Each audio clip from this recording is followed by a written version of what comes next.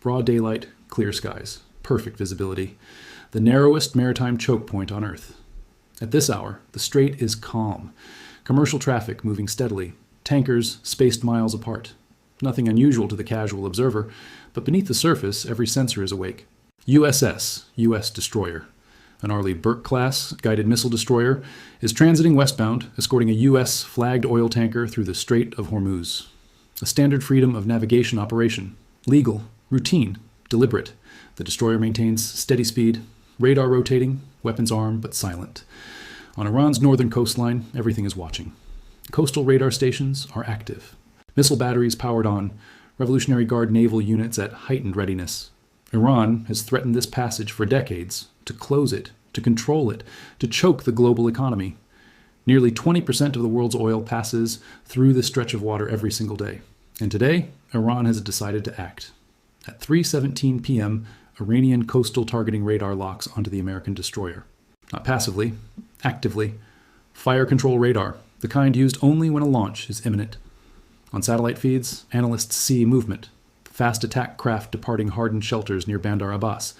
Missile corvettes leaving port. Coastal missile batteries adjusting elevation angles toward the strait. All of it visible, all of it deliberate, all of it happening in broad daylight. Iran is not trying to hide. The message is simple. This ship does not pass. From Tehran's perspective, the conditions are perfect. One destroyer, a narrow choke point, limited maneuvering room, missiles positioned on elevated terrain, fast boats closing from multiple angles. They believe they have created a kill zone, overwhelm the destroyer, cripple it in Iranian-controlled waters, seize the tanker, broadcast the humiliation, force the world to watch. But Iran has made a fatal assumption. They believe they are setting a trap. They are wrong. What Iranian commanders do not know is that this transit was never unprotected. Not for a second. Below the surface, American submarines have been shadowing Iranian naval movements for days, silent, invisible, tracking every vessel. Far beyond the horizon, a carrier strike group is already positioned within launch range. Pilots on standby, weapons loaded, engines warm. High above, strategic bombers are already airborne, orbiting outside Iranian airspace, waiting for a single authorization code.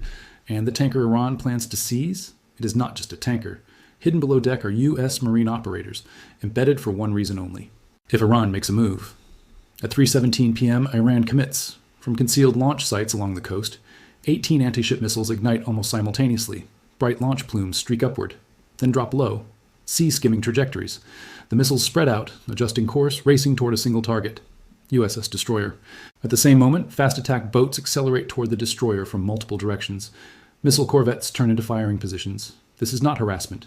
This is a coordinated attack. On the bridge of the American destroyer, alarms sound instantly. Radar screens fill with inbound tracks. Fire control solutions calculate in real time. The Aegis combat system takes over. The captain does not hesitate. Engage! Interceptor missiles launch in rapid sequence. White contrails cut through the blue sky.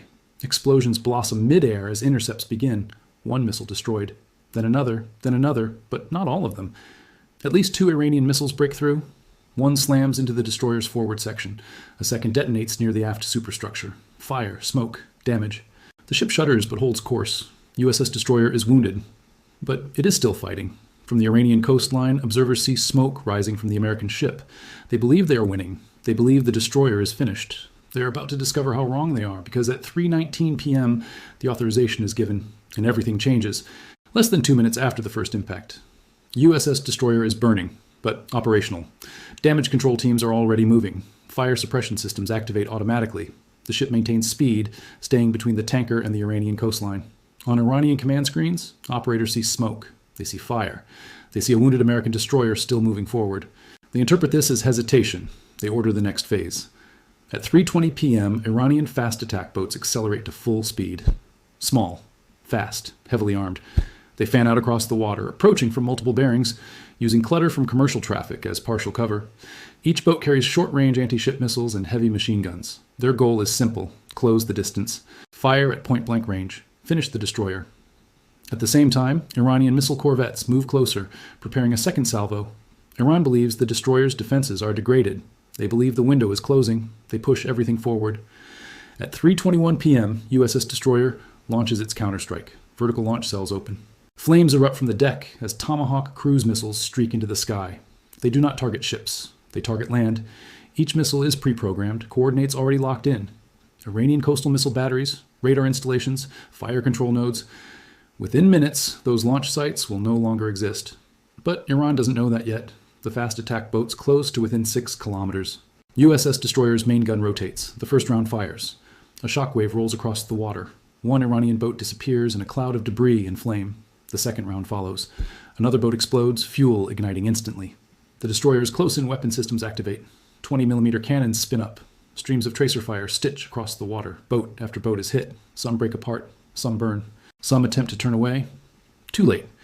Iran's swarm begins to collapse, but the corvettes are still coming. At 3:23 p.m., the sound reaches the strait. A deep, rolling thunder. 8 FA-18. Super Hornets break the horizon at low altitude, moving at nearly 600 knots. They are visible to everyone. To the destroyer, to the tanker, to Iranian forces on the coast, there is no ambiguity now. The United States is fully engaged.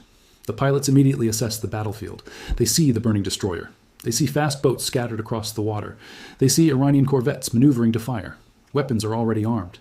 At 3:24 p.m., the Super Hornets attack. Anti-ship missiles detach from their wings. They drop, ignite, and race toward Iranian vessels. The corvettes attempt evasive maneuvers. They deploy countermeasures. It doesn't matter. Within seconds, all 3 corvettes are struck almost simultaneously. Explosions tear through their hulls. Fireballs rise into the sky. One ship snaps in half. Another lists sharply, then sinks. The third disappears beneath the surface in minutes. From the Iranian coast, commanders watch their surface fleet vanish. And the airstrikes are just beginning. At 3:26 p.m., the Tomahawk missiles arrive. They hit with surgical precision. Iranian coastal missile batteries erupt in synchronized explosions. Radar arrays vanish. Launch vehicles disintegrate. Command bunkers collapse. Strait of Hormuz. 3:30 p.m. The surface battle around the Carney was a chaotic swirl of burning boats and tracers. 12 of the 20 IRGC fast boats were already destroyed. The rest were trying to flee, realizing that swarming a destroyer armed with autocannons is suicide. But the electronic jamming was still blinding the ship's long-range sensors. Captain Bennett needed those jammers gone. 5 miles away, submerged at periscope depth, was the USS Florida SSGN 728, an Ohio-class guided missile submarine. She carries 154 Tomahawk missiles. But today, she wasn't firing a Tomahawk. She was using something new. The Switchblade 600 loitering munitions, launched from a specialized canister in the escape trunk. Launch the Switchblades, target coordinates uploaded. From the calm water, 4 small tubes shot into the air. Wings unfolded, electric motors spun up. These are kamikaze drones, silent, deadly. They flew toward the Iranian coast, guided by the targeting data the Carney had triangulated using its Sea-Whip system. On Keshem Island, the Iranian jamming crews were celebrating. They watched the screens showing the Carney surrounded by noise. "We have blinded them," the commander laughed. He didn't hear the buzzing sound above him. The first Switchblade dove. It didn't hit the truck. It hit the antenna array. The explosion was small, precise, and devastating. The massive jamming dish collapsed. The screens in the Iranian bunker went black. The second Switchblade hit the GPS spoofer truck. It punched through the roof of the cab and detonated the electronics inside. In the CIC of the Carney, the snow on the radar screens suddenly cleared. The GPS coordinates snapped back to reality. "Captain, systems restored. We have a clean picture." "Good," Bennett said. "Now let's finish this." 3:35 p.m. The air support. With the jamming gone, the Carney could talk to the world again. "Growler 1-1, this is Carney. Do you copy?" "Loud and clear, Carney. We saw you go dark there for a minute. Glad you're back." High overhead, an EA-18G Growler electronic warfare jet from the USS Dwight D. Eisenhower had arrived. "Carney, I see your swarm. Looks like you thinned the herd. Want me to mop up?" "Negative on kinetic, Growler, but they are trying to regroup near the civilian dhows. I need you to break their comms. Don't let them coordinate." "Copy that. Music on." The Growler activated its ALQ-99 jamming pods. But this wasn't the brute force noise jamming the Iranians used. This was surgical. The Growler targeted the specific radio frequencies used by the IRGC boat captains. On the Iranian boats, the radios didn't just go static. They started playing the Star-Spangled Banner. The U.S. Navy's psychological warfare unit had preloaded the audio. The Iranian captains, trying to scream orders to regroup, were drowned out by the American national anthem blasting through their own headsets. Confusion turned to panic. Without orders, the remaining speedboats broke formation completely. They scattered like roaches when the lights turn on. 3:45 p.m. The transit continues. The wall was gone. The jamming was gone. The attackers were gone. Captain Bennett looked at the navigation display. The USS Kearney was exactly in the center of the lane. She hadn't deviated 1 inch. All stations, stand down from general quarters. Set condition 2, damage control report. Bridge, DC Central, no damage to the hull. Some paint scratched on the bow from shrapnel. 1, 50 cal barrel needs replacement due to overheating. Casualties? 0, Captain. Bennett nodded. She picked up the radio to the USNS Supply. Supply, this is Kearney. The road is paved. Close-up formation. Let's get that fuel to the carrier. Copy, Kearney. Nice shooting, Tex. We are right behind you. Strait of Hormuz. 4:04 p.m. 45 minutes after the first glitch on the screen.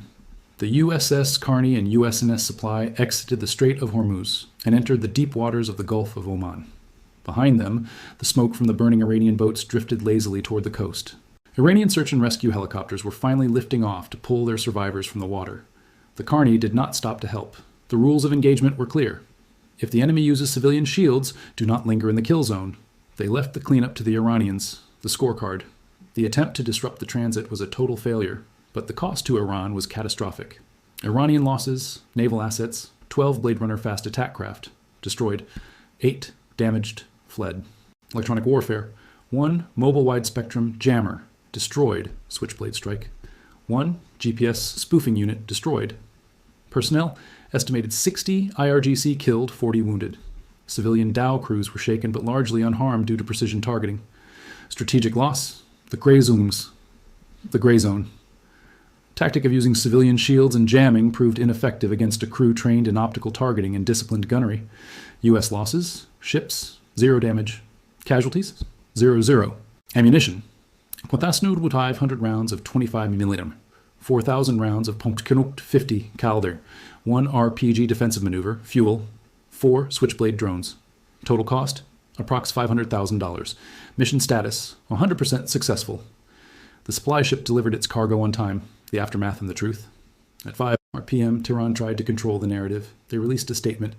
The imperialist navy panicked and fired wildly at innocent fishing vessels. Our brave forces drove them away. They released grainy video of the Kearney firing its guns. But the U.S. Navy was ready for the information war. At 5:15 p.m., the Pentagon released the B-roll. The Kearney is equipped with high-definition optical sensors that record everything.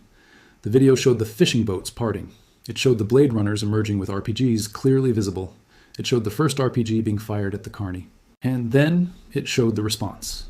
The footage of the 25mm chain guns walking fire onto the speedboats was brutal and undeniable. The caption, "We don't start it, we finish it." The most embarrassing part for Tehran wasn't the sunken boats, it was the audio. The U.S. released the recording of the Iranian radio frequencies playing the Star-Spangled Banner while their commanders screamed in confusion. The clip went viral on Iranian social media. It became a meme, the anthem of the incompetents. General Hajizadeh, the architect of the electronic trap, was quietly reassigned to a desk job in the basement of the Ministry of Defense. The lesson. The lesson learned that afternoon was technical and tactical. For years, adversaries have believed that the U.S. Navy is overly reliant on GPS and high-tech sensors. They thought, if we jam them, they will be blind, they will crash, they will surrender. The crew of the USS Kearney proved that the U.S. Navy hasn't forgotten how to sail. They proved that when the screens go black, the sailors look out the window. They proved that a quartermaster with a compass and a map is deadlier than a jammer. And they proved that disruption is a dangerous game. You can try to block the road. You can try to confuse the driver. But if the driver is driving a 9,000-ton destroyer armed with chain guns, you are just a speed bump. The transit was not disrupted. The move failed. The strait is open. Freedom of navigation isn't a suggestion. It's a promise kept by the muzzle velocity of a 25mm cannon.